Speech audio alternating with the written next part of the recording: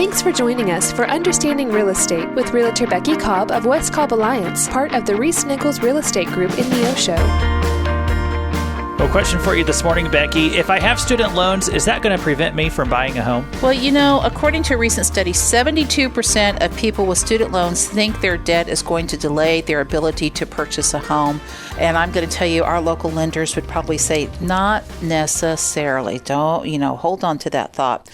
While everyone's situation is unique, your goal may be more doable than you realize. Plenty of people with student loans have been able to qualify and buy a home. So it's definitely possible. It's important to note that student loans usually do not affect your ability to qualify for a mortgage any differently than any other type of debt.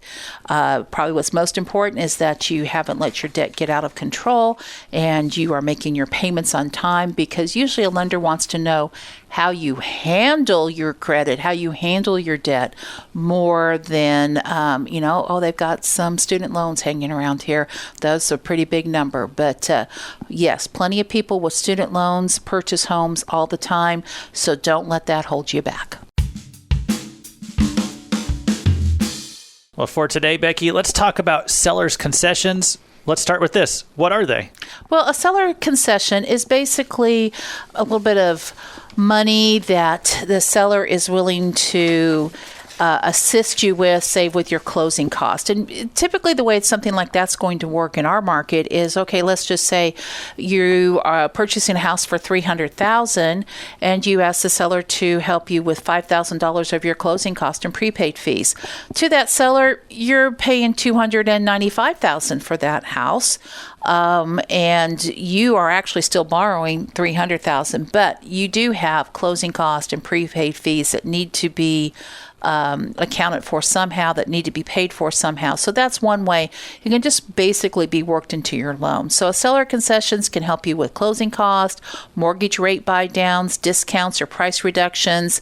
Sometimes they can even work into some upgrades or appliances, a home warranty, some minor repairs. So there's lots of different things depending on the market you're purchasing in, on how concessions can be used and help a buyer get into the home of their dreams. So yesterday we were talking about seller's concessions, and why are they making a comeback right now? What's interesting is our stats show that over 44% of sellers of existing homes gave concessions in the month of March of this year.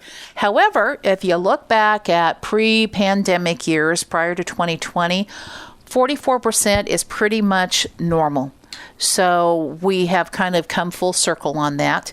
And after years of sellers having most of the power in the market, it's balancing again, which we talked about earlier, maybe last week. And so that's kind of work in your favor as a buyer. So a concession isn't always a big discount, but it really does help you quite often roll closing cost into your financing, and that can be a big deal if it's going to cost you somewhere between $5,000 to $10,000 to take care of all of your closing costs, and you're able to roll part of that into your loan through a seller's concession.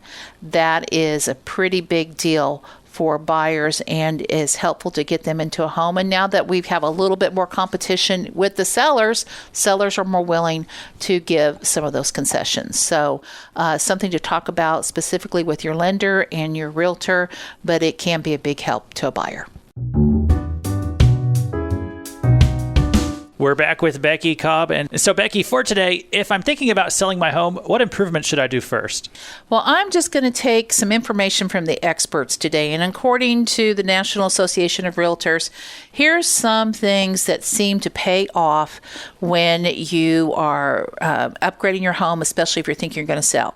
A new steel front door, they say that's a 100% payoff on that. Closet renovation, 83%. So you want to upgrade that closet, make it look extra fancy, that's a good payoff. A new fiberglass front door, they're making a distinction between those two. It will be an 80% payoff. So 80% of what you paid for that new door, that should be a return to you when you sell your homes. Other things that are ranked pretty high here: new vinyl windows, new wood windows, basement conversion to a living area, attic conversion to a living area, complete kitchen renovations. That's always a big one. But they're saying you're only going to get about a 60% return on that. Add a new bathroom, gets you about a 56% return. So all of those things are important. I guess the question is, are you going to live in the house for a while longer? Do you want that kitchen upgraded? Then maybe you should do that. If you are getting ready to move out, do the new front door and clean your house extra good too. I always think clean houses go the fastest.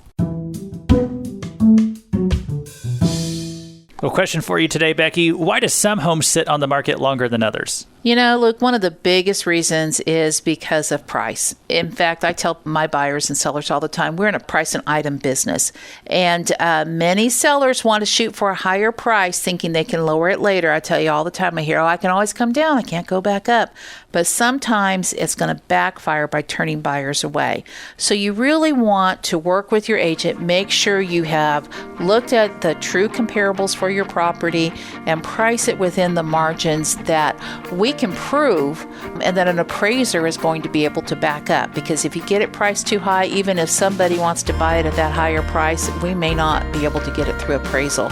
And lots of times with the market balancing out more like it is, if you went for all the gusto and said, hey, you know, I saw that price, but I want to ask $20,000 more, there's a pretty good chance you're going to be sitting on the market longer. And sometimes you'll even find that you will have to come down even further than, say, that $20,000 I used in my example.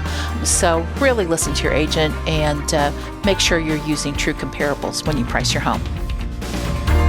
If you would like to know more about understanding real estate, you may contact Becky Cobb at 417-592-3245 of the West Cobb Alliance, your realtors for life. Find out more on the web at neosho.homes.